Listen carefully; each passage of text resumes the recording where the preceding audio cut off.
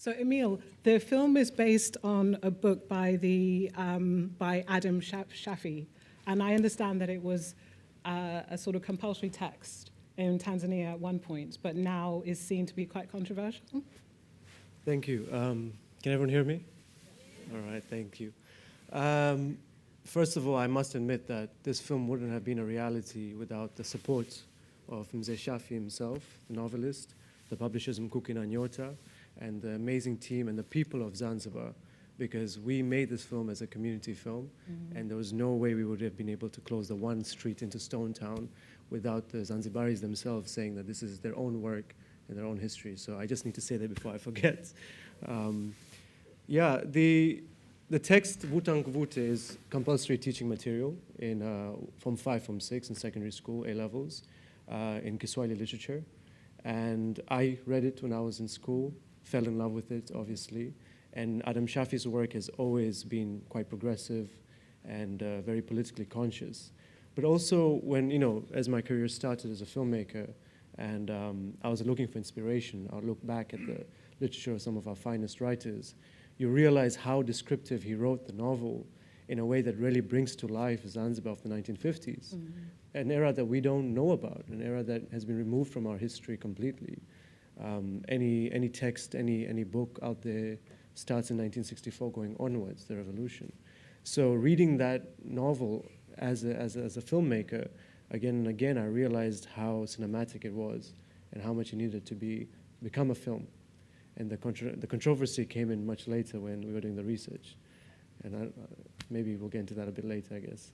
And one of the things that I was particularly struck by is we don't often see these kind of big screen epic narratives from East Africa, and particularly Tanzania. So I wonder if you could talk us through your process in terms of bringing the story to life, deciding which aspects of the novel you were going to adapt, and on a personal level, having to go into that history and the controversy. Well, yeah, Zanzibar is it's very complicated in terms of the history. We're told one narrative that's state-supported, it's a state narrative, and we've maintained it. And then there's the other narrative of the people that we're not allowed to discuss. It's illegal to talk about anything except the state narrative about the 12th January 1964, the revolution. And when I was doing the research, my focus was about the 50s. In the build-up, that time in Zanzibar has been called Zama za Siasa, which means the political awakening of Zanzibar. You had political parties, up to 100 newspapers published on a weekly basis in 4 different languages, extremely prominent politicians, extremely, people questioning the status quo, and ideologies were developing. This is the peak of the Cold War, so we're talking about, socialist and leftist ideologies from Egypt, Gamal Abdel Nasser and Kwame Nkrumah from Ghana. It was very strong in Zanzibar. And they were the more educated part of our population who would be traveling overseas and coming back with these texts, like Denge, who comes back with this Soviet propaganda. So this is that time. This is Zanzibar. And when I knew this because I would hear stories, and my father has done work around Zanzibar. I have uncles who've done work around it. So I knew that it existed, but when I went into the archives for the research, and when I went into the museums and started digging around, I found nothing, absolutely nothing. And in the immediate moment, you're heartbroken because this was the exciting part, not the film, but actually the research. But at the same time, it made me realize, it made my team realize how necessary this film became and how immediate and urgent we had to make it, because this is more than a film now. It's become a historical document. And we've actually talked to the publishers, and we've agreed that we're going to send the film to schools as well. So it can be seen, it can be visualized, and we can actually talk about our history through cinema as well. And you touch on the political aspects in your own position in terms of having read the book at school and all of the interrogations you made around specific aspects of Zanzibari history. I wanted to probe your own position as a filmmaker in taking that political mantle, which at times can be in vogue or then can be seen, with criticism. Personally, for you, how important is it to take the mantle of these political difficult issues in your own work and probably the trajectory that you see for yourself? I don't know any other way to talk about myself, to talk about my history, my people. African cinema was born from a place of resistance. The 60s, the movement of third cinema, the Sembens, the Saramodorors, Mambetis. Cinema was a tool of resistance. It was a tool of liberation. And that's the cinema that influenced me. That's the cinema that I attempt to make, you know, and not in a way where you're only trying to point fingers at the problems, you know, on our continent, but rather discuss them openly. We don't talk about our issues. We don't talk about our problems. In Swahili, we say tunajinyima, you know. We hold ourselves back. We don't really address the realities. And I feel like that's part of our problem. But in addition, when we talk about it, you're opening up a new space. Our political spaces have also really been dwindled down, whether it's through our local dictatorships or whether it's through foreign intervention. We don't have enough spaces to actually publicly talk. The beautiful thing about cinema is that when you show a film, you have a Q&A. Yeah.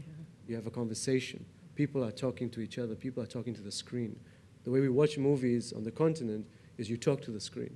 You're shouting at the screen. And that way you're opening up a space politically. And I think filmmakers are born activists. Mm-hmm. You know, in that way you're really carrying that political ideology through the images that you create. Yeah, I completely agree with all that you've said. The other aspect that we rarely seen on the big screen, particularly when it comes to films on the continent, is the sort of interracial love stories between Africans and Asians. And I wondered if you had any reserve at all about going into the nuances of that. Because what I found when I first saw the film is that there was no judgment. I think at times when some of these stories are presented, there can be maybe an edge of, stereotyping, or there can be preconceptions about the positions that these individuals may have come from, but they're just presented as is, you know? They could have been anyone, really. Yeah. Their racial backgrounds just seem to be matter of fact. Well, this answer, it's a two-tier answer because on one hand, there's context to Zanzibar, especially. It's very specific, this film, to Zanzibar. Because Zanzibar, the racial question has been one which has been the most controversial. Who is Zanzibar, right? There's no passport that says Zanzibar. Mm. But you will never find someone born and raised in Zanzibar calling themselves a Tanzanian. They call themselves Zanzibar. There's a national pride to that, because Zanzibar at this time was a country of its own. When it comes to the racial elements, Zanzibar has been a hub for trade across the seas for centuries, for generations. So there's been so much interracial relationships, there's been so much mixing of cultures, of food, of language, etc. That's the birth of Swahili. Mm-hmm. Swahili is Arabic, it's Portuguese, it's a little bit of English, you know, it's everything. So the culture of Swahili itself represents this interracial relationship. But in Zanzibar, the identity question was really forced upon them by the colonial regime. Mm-hmm. You know, the British, they love their census. So you have, when I was doing the research, I remember people had to identify. Are you Arab? Are you African? Are you Indian? Or are you other? Right? And we looked at this one census that happened, and I think it was, if I'm not mistaken, 70% Arab and 30% African, and, you know, absolutely nothing for the others. And then they did one 7 years later, and the numbers switched. Completely switched, which is impossible. But then we learned about World War I, which in Zanzibar was called Vita vya Mchele, the War of Rice. And there was rationing of rice. If you went to the line, the ration line, and you said you were Arab, you were given 2 kilos of rice, because we're talking about the Omani Sultan and the Arab lineage of Sultan royal blood. And if you said you were Indian, you were given 1.5 kilos of rice. And if you said if you're African or former slaves, you're given 0.5 kilo of rice. So when people were lining up, they would change their identity. They would say what needed to be said to get more rice. When they go back to their neighborhoods, to their quarters, like Ngambo, for example, they would go back to their realities. And the British, it confused them. We read letters saying we don't understand what's black in Zanzibar, right? And how do you bring out such a complex story? Because this is not, and not to downplay, you know, the West and U.S. Racial politics, but it's not, you know, I hate to say black and white, you know. It's not that simple. Neither is that, but you know, you get what I mean.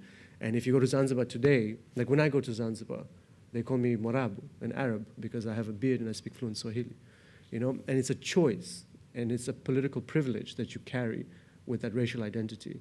And I think, how do you capture that in this film, where yes, your racial identity gives you a benefit, but at the same time, you're Zanzibari. And that's why we tried to somewhat bring it in, like acknowledge an audience who wouldn't know the background that this does exist. But it's so futile by the colonial regime that it's easily overpowered by a sense of solidarity for liberation of a country.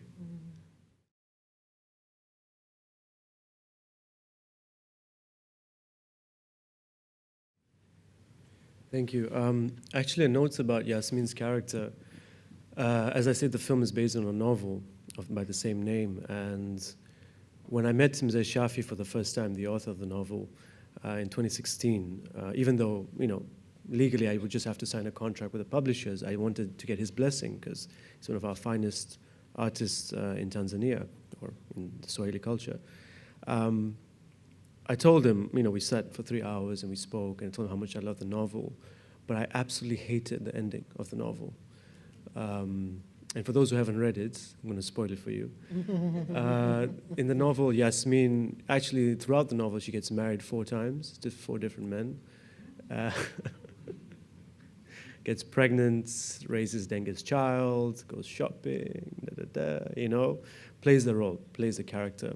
And Mzee Shafi admits himself that when they were about to publish the novel, they had a conference in South Africa, and they were talking about the story, and he was attacked left, right, and center from, you know, the feminists at the conference, saying, what kind of story is this for Yasmin?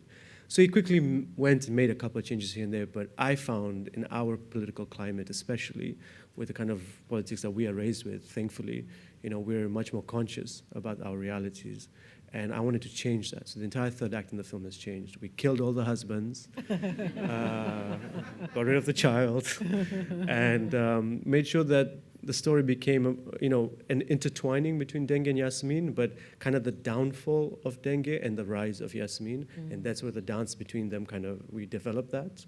Because when you meet Denge, he's this rebellious, stubborn character, which is a little bit of me. I'm very stubborn.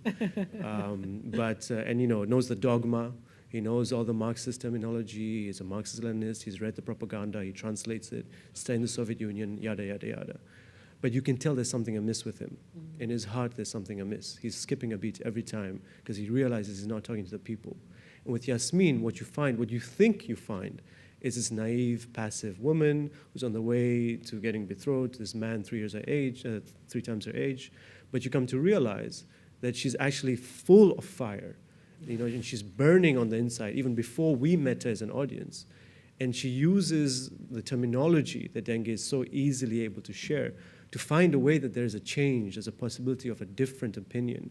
And you see a very honest and authentic transformation through Yasmin.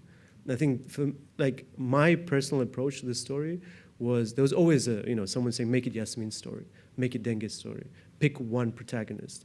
I don't believe in a single protagonist, especially for African films and African culture. I believe in the masses. So it's about finding that balance, finding these 2 characters, and how do they actually feed into each other without compromising each other's struggle. And I think, you know, for me, I find myself in all of them. All the characters I write, it's a little bit of me that I write into them.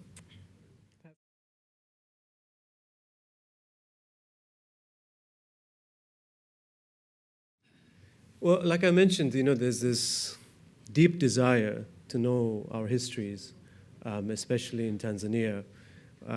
When you study history in high school or in secondary school, it's very much dates and numbers. You know, we do at least get into some of our histories, pre-colonial histories, but we steer away from Zanzibar. We don't talk about Zanzibar. And one of the first things that happened post-64, the revolution, was they burnt the history books. They burnt the literature that existed. So it was very hard to know what happened during that time. And because of how controversial it is, but also because it offers a different narrative. It's not the narrative that the political parties were pushing. It offers a narrative of the people, one that was extreme confusion, one that led to mass death in a very small island. So when we did that research and when I read the novel about this time, I'm learning something about from where my family's from that I had no idea about, absolutely none. And when I would ask around, the people who knew would be scared to answer. And for me, that's trauma. There's something wrong there. And I'm developing the story at the time where our former president, Magufuli, who passed away early last year, is essentially going off track and we're living in a dictatorship. So I'm, as an individual, for the first time in my life, feeling unsafe. I was teaching at the University of Dar es Salaam, a government position. You know, you can't talk to your students. You find new people sitting on your front seat in the undercover. So we were feeling a sense of fear. We were feeling the authoritarianism without being able to vocalize it, without being able to talk about it. And I felt that through Denge and Yasmin. So in that way, and it took me very long to realize this actually, way into the production, where I was talking to a friend and I realized that that's where my heart was at the time. And I think this film allowed me to personally address what I was going through, but I think it also allowed us to talk about authoritarianism, whether it was colonial or post-colonial, but coming from the voices of the people. And I think Shafi does it beautifully in the novel, and we tried to somewhat, convert that into a film.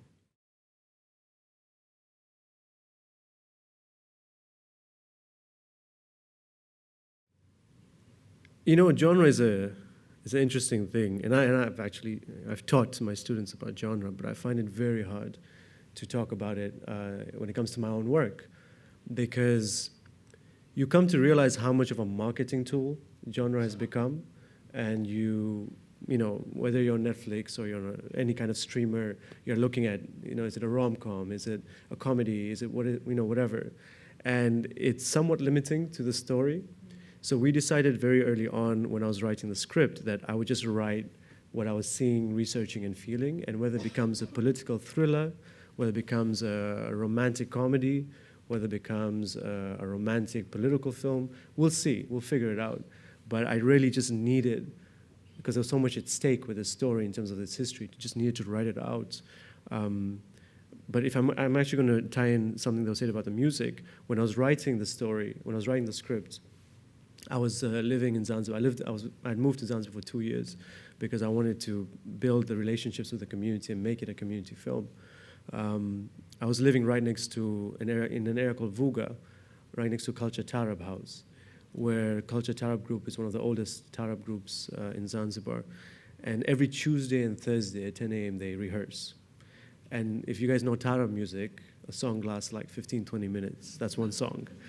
And I love Taarab music. So I'm writing and I'm listening to this music, and I guess subconsciously it wrote itself into the film in terms of the rhythm of writing, not in terms of the music. So I feel like the script is a long Taarab song in terms of how the elements of the music, the elements of the instruments, the orchestra, the many people included, how they're able to intertwine and find a space for themselves and their instruments. Now, when it comes to genre, I find it hard to define it. Is it coming of age for Yasmin? Mm-hmm. Is it a political thriller for Denge? Is it a road movie for, Pazi? I don't know. I really don't know what genre it is. And I feel like, this is a story of Zanzibar. It's history. It's a story of love. It's a story of liberation. Maybe the best thing I can tell you is that when I was pitching this film, we said it was a film where In the Mood for Love by Wong Kar-Wai meets Battle of Algiers. Mm. And you see how we got it funded, right? Yeah. So I wanted to find a way that I could really find love and liberation in the same sentence.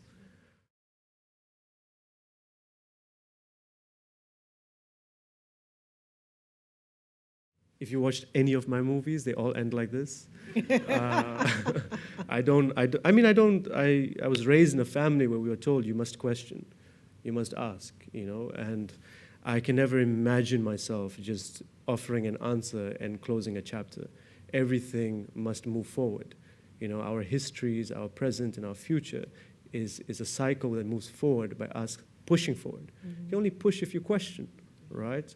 So all my films end in a way where it's begging the audience to question their realities, maybe their believed realities, what they think happened in Zanzibar, a foreign audience to question more about that time.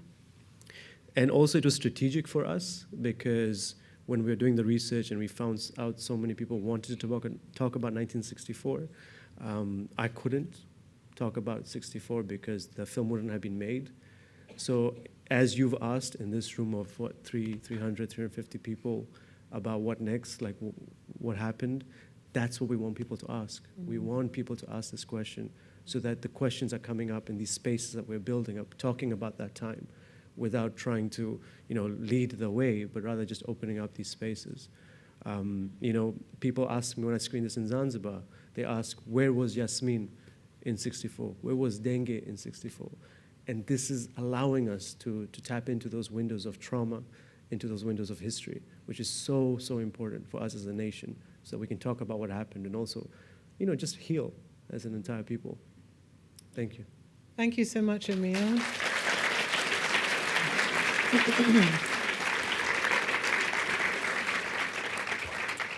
So before we finally conclude, just a big thank you and shout out to our colleagues at the BFI who've supported this event, the various volunteers and team members from Film Africa who have worked tirelessly to pull this event together.